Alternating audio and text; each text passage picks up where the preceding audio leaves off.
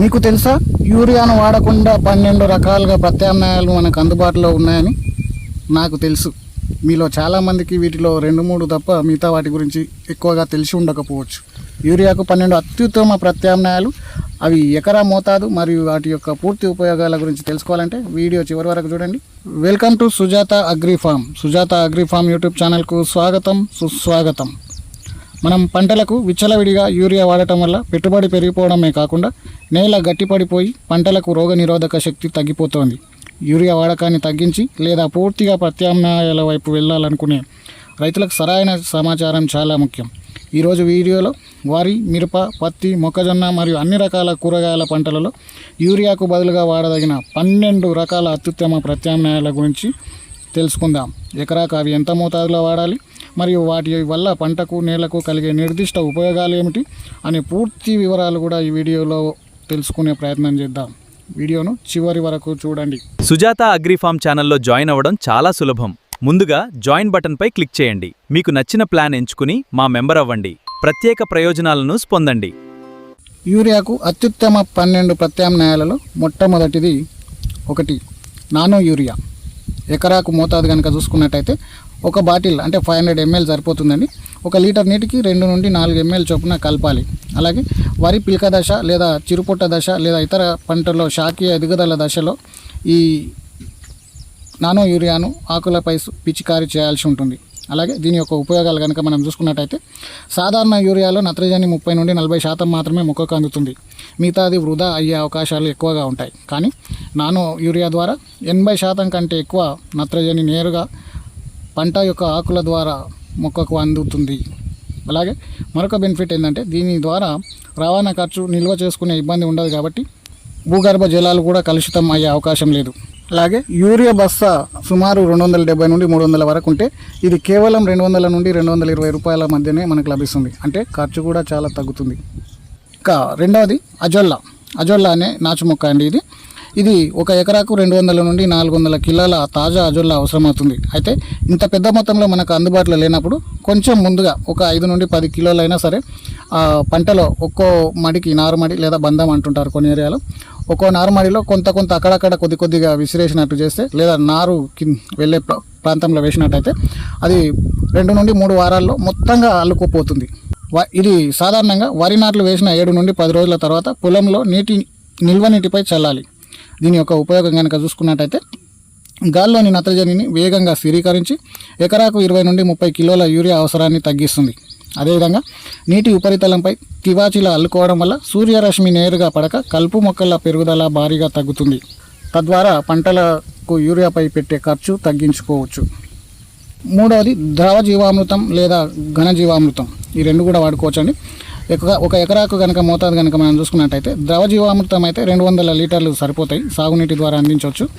అలాగే ఘన జీవామృతం కనుక అయితే 100 నుండి 150 కిలోలు దుక్కిలో కానీ లేదా పైపాటుగా కానీ వాడుకోవచ్చు. అలాగే దీన్ని ఏ విధంగా ఉపయోగించుకోవాలనేది మనం ఒకసారి చూసుకున్నట్టయితే ప్రతి 15 నుండి 20 రోజులకు ఒకసారి పారించే నీటిలో లేదా డ్రిప్ సిస్టమ్ ఉన్న వాళ్ళు డ్రిప్ ద్వారా కానీ అందించడానికి అవకాశం ఉంటుంది. దీని యొక్క ఇంకొక ఉపయోగం ఏంటంటే నేలలో దేశవాళీ వానపాములు మేలు చేసే సూక్ష్మ జీవుల సంఖ్యను కోట్లలో పెంచుతుంది. అలాగే నేలలో నిద్రాణంగా ఉన్న ఇతర పోషకాలను కూడా కరిగించి మొక్క వేర్లకు సులభంగా అందిస్తుంది. ఇక 4వది కనుక మనం చూసుకున్నట్టయితే వేపపిండి, నీమ్ కేక్ అంటారండి దీన్ని కూడా. ఎకరాకు మోతాదు కనుక మనం చూసుకున్నట్టయితే 100 నుండి 150 కిలోలు వాడవలసి ఉంటుంది. దీన్ని వాడే విధానం కనుక మనం చూసుకున్నట్టయితే ఆఖరి దుక్కిలో చల్లుకోవడం మంచిది.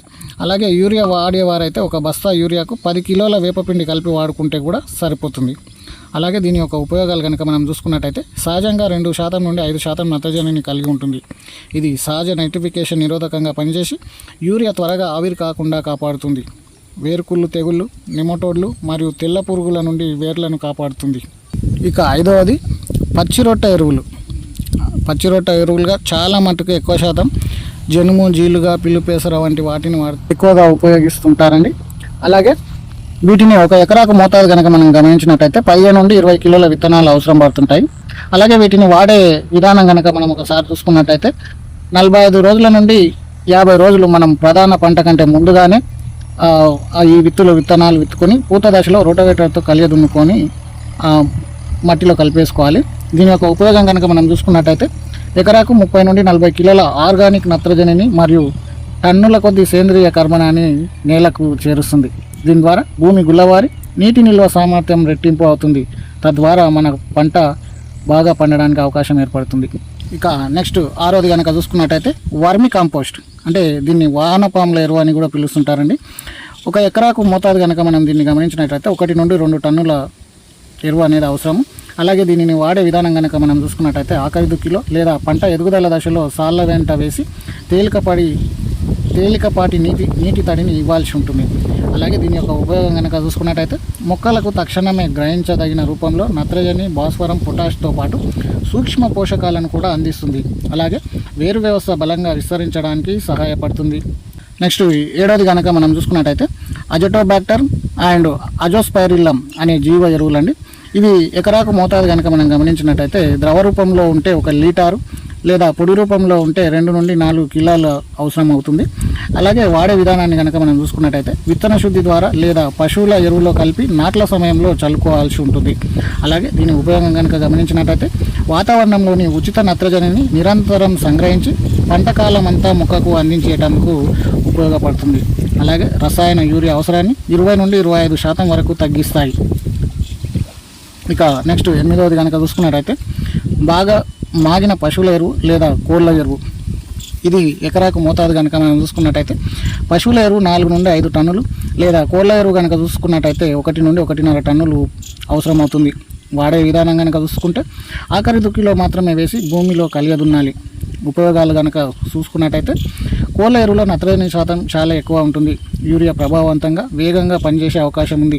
నేల భౌతిక స్థితిని మెరుగుపరిచి రసాయన ఎరువుల వల్ల దెబ్బతిన్న భూమిని తిరిగి సారవంతం చేసేందుకు ఇది ఉపయోగపడుతుందని చెప్పొచ్చు. ఇక నెక్స్ట్ 9వది కనుక చూసుకున్నట్టయితే నూనె గింజల చెక్కపిండి, ఆముదం కావచ్చు, వేరుశనగ, గానుగ పిండి, వీటిని ఉపయోగించుకోవడం చాలా మంచిదండి పంటలకు కూడా. 1 ఎకరాకు వీటి యొక్క మోతాదు కనుక మనం గమనించినట్టయితే 150 నుండి 200 కిలోలు అవసరం పడుతుంది. అలాగే వాడే విధానాన్ని కనుక చూసుకున్నట్టయితే పొడి చేసి దుక్కిలో లేదా మొదటి దఫా ఎరువుగా మొక్కల మొదళ్ళ వద్ద వేయాలి. అలాగే దీని యొక్క ఉపయోగం కనుక గమనించినట్టయితే ఇది నెమ్మదిగా కరిగే సేంద్రియ నత్రజనిని కలిగి ఉండటం వల్ల పంటకాలం మొత్తం స్థిరమైన ఎదుగుదల ఉంటుంది. భూమిలోని శిలీంధ్రాలను అణిచివేసి నేల ఆరోగ్యాన్ని కాపాడుతుంది. ఇక నెక్స్ట్ 10వది కనుక చూసుకున్నట్టయితే బ్లూ గ్రీన్ ఆల్గే, నీలి ఆకుపచ్చ నాచు అని అంటామండి తెలుగులో దీన్ని. ఎకరాకు మోతాదు కనుక చూసుకున్నట్టయితే 4 నుండి 5 కిలోల ఫ్లేక్స్ అవసరం పడుతుంది. అలాగే వాడే విధానం కనుక చూసుకున్నట్టయితే వరి నాట్లు వేసిన వారం రోజుల్లో 2 నుండి 3 అంగుళాల నీరు ఉన్నప్పుడు చల్లుకోవాల్సి ఉంటుంది. అలాగే దీని యొక్క ఉపయోగం కనుక పరిశీలించినట్టయితే వరి పంటకు ప్రత్యేకంగా ఎకరాకు 20 నుండి 25 కిలోల నత్రజనిని అందిస్తుంది. మొక్కలకు అవసరమైన గ్రోత్ హార్మోన్లను విడుదల చేసి పిలకల సంఖ్యను పెంచేందుకు ఉపయోగపడుతుంది. నెక్స్ట్ చూసుకున్నట్టయితే 11వది చేపల ద్రావణం, దీన్నే ఫిష్ అమైనో యాసిడ్ అంటారండి. ఇది ఎకరాకు మోతాదు కనుక మనం గమనించినట్టయితే 500 ml నుండి 1 లీటరు వరకు మనకు అవసరం పడుతుంది. దీన్ని తీసుకొని 100 నుండి 150 లీటర్ల నీటికి కలుపుకొని వాడాల్సి ఉంటుంది.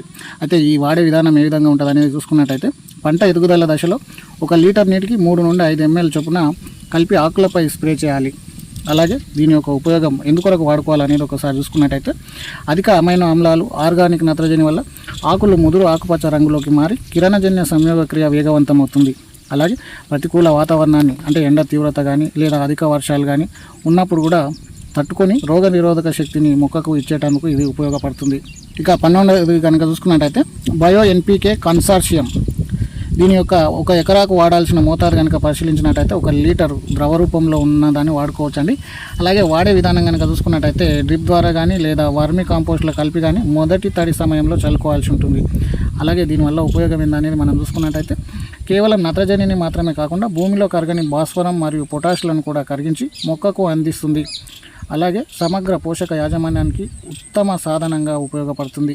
చూశారు కదా రైతు మిత్రులారా, యూరియా వాడకాన్ని తగ్గించుకుంటూనే పంట దిగుబడి తగ్గకుండా కాపాడుకోవడానికి ఈ 12 ప్రత్యామ్నాయాలు ఎంతో దోహదపడతాయి. మీ పంటకు మీ ప్రాంత వాతావరణానికి అనువైన పద్ధతులను ఎంచుకొని ఖర్చు తగ్గించుకోండి. ఈ ప్రత్యామ్నాయాలలో మీరు ఇప్పటి వరకు దేనైనా ఉపయోగించారా, లేదా మీరు ఇప్పటి నుండి అయినా కూడా దేనిని ప్రయత్నించాలనుకుంటున్నారు? మీ అనుభవాలు లేదా సందేహాలను కింద కామెంట్ రూపంలో తప్పకుండా తెలియజేయండి. ఈ ముఖ్యమైన సమాచారాన్ని తోటి రైతులకు షేర్ చేయండి. వీడియోను లైక్ చేయండి. సరికొత్త వ్యవసాయ సమాచారం మరియు క్షేత్రస్థాయి అనుభవాల కోసం మన సుజాత అగ్రి ఫార్మ్ ఛానల్ని సబ్స్క్రైబ్ చేసుకోవడం మర్చిపోకండి. మరో చక్కని వీడియోతో మళ్ళీ కలుద్దాం. జై జవాన్, జై కిసాన్.